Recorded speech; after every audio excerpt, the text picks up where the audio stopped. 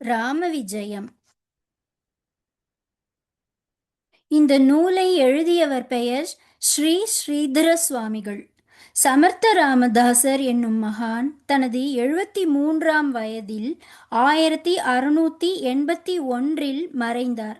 அதற்கு 2 ஆண்டுகளுக்கு முன்னர் புனித தலமான பண்டரிபுரத்துக்கு அருகில் இருக்கும் நஸ்ரே என்னும் ஒரு சிற்றூரில் இன்றைய மராத்திய உலகமே போற்றி கொண்டாடும் மராட்டிய கவிகளிலேயே மிகவும் உயர்ந்த இடத்தில் வைத்து கொண்டாடும் ஸ்ரீதர என்பவர் ஒரு அந்தண குலத்தில் பிறந்தார். பண்டிதர்களிலிருந்து பாமரர் வரை அனைவராலுமே போற்றப்படும் இவருக்கு ஒப்பான கவி அந்த மாநிலத்தில் வேறு எவருமே இல்லை. மோரோபந்த் என்பவரை அந்தணர்கள் கொண்டாடலாம். குன்பி இனத்தவர் துக்காராமை போற்றலாம்.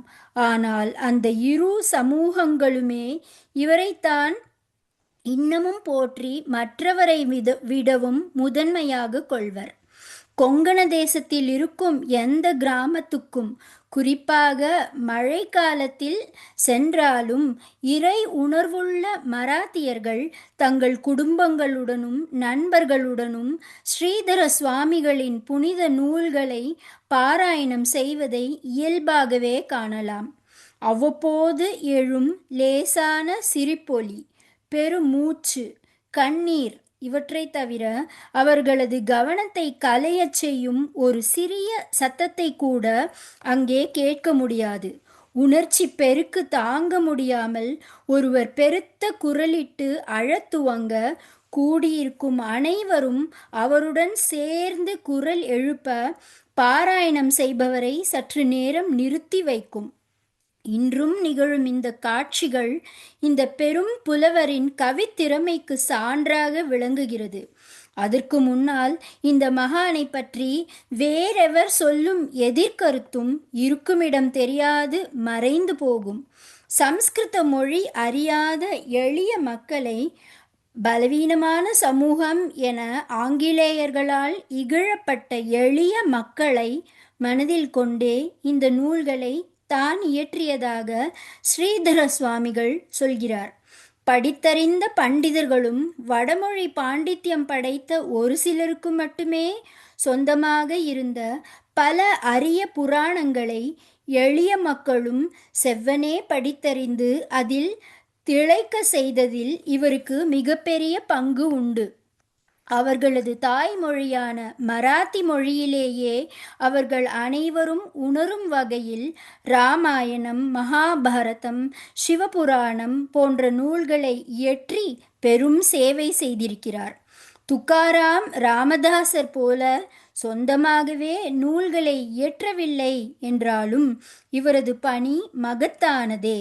ராம விஜயத்தின் முதல் அத்தியாயத்தின் இறுதியில் மராத்தி மொழியில் இந்த புனித நூல்களை படிப்பது பற்றிய சில தகவல்களை அவர் சொல்லியிருக்கிறார். பண்டிதர்கள் இந்த நூலை இது மராத்திய மொழியில் எழுதப்பட்டிருக்கிறது என்பதாலேயே அலட்சியப்படுத்தி ஒதுக்கிவிடக்கூடாது. எந்த மொழியில் இயற்றப்பட்டிருந்தாலும் அதன் பொருள் சரியாக சொல்லப்பட்டிருக்கிறதா என மட்டுமே கவனிக்கப்பட வேண்டும். ஒரே நதியின் ஒரு கரை கிருஷ்ணா எனவும் மறுகரை வேணா எனவும் அழைக்கப்பட்டாலும் நடுவில் பாயும் நீர் ஒன்றேதான் என உணர வேண்டும். எளியவர்களும் பெண்களும் சம்ஸ்கிருதம் அறிய மாட்டார்கள். ஓர் ஆழ்ந்த கிணற்றருகே தாகத்துடன் நிற்கும் ஒருவனை போன்றவர்கள் இவர்கள். ஒரு கயிறும் பானையும் அவர்களிடம் இல்லாவிட்டால் எப்படி அவர்களால் தங்களது தாகத்தை தீர்த்து கொள்ள இயலும்? அதுவே அவர்கள் ஒரு குளத்தருகே வந்தால் அவர்களது தாகம் உடனே தீரும். இதுபோலத்தான் அவர்களது தாய்மொழியிலேயே அந்த விஷயத்தை சொன்னால் அவர்களுக்கும் நற்கதி கிடைக்க இயலும். ராமனின் கதை வடமொழியில்தான் சொல்லப்பட்டிருக்கிறது. எனவே அதை அந்த மொழியில் படிப்பதே சிறந்ததே. ஆனால் எப்படி ஒரு யானையை தாமரை தண்டால் கட்ட முடியாதோ அதுபோலத்தான் கடினமான வடமொழியின் மூலம் இந்த புராணங்களை புரிய முயல்வதும். வடமொழியை அறிந்தவர் மட்டுமே இதை புரிந்து கொள்ள முடியும் என்றால் எப்படி இவர்களும் நற்கதி பெறுவது? வசதி படைத்தவர்கள் பட்டாடை அணிகின்றனர். எளியவர்களோ கந்தல் உடை அணிந்து வெயிலிலிருந்தும் குளிரிலிருந்தும் தங்களை காத்து கொள்கின்றனர். இதுவே சம்ஸ்கிருதத்துக்கும் தாய்மொழிக்குமான வேறுபாடு. வடமொழி ஒரு நிலவு என்றால் தாய்மொழி அதன் பிரகாசம். வடமொழியை போற்றும் பண்டிதர்கள் அதன் ஒளியை தங்கள் மொழியிலும் தர வேண்டும். இது அவர்கள் கடமை.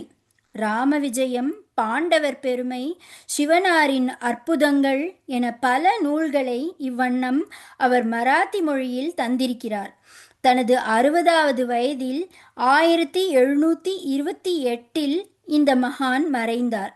சுமார் 19 இராமாயண நூல்களை ஒப்பிட்டு அவற்றிலிருந்து பொருத்தமான நிகழ்வுகளை தெரிவு செய்து 9147 இருவரி கவிதைகளாக ஓவி சந்தத்தில் இந்த ராம விஜயத்தை அவர் படைத்திருக்கிறார். இப்போது அதன் ஆங்கில தமிழ் மொழியாக்கங்களை பார்க்கலாம்.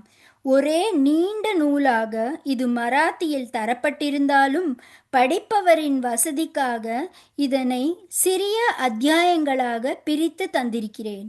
சாய்ராம். சங்கர் குமார்.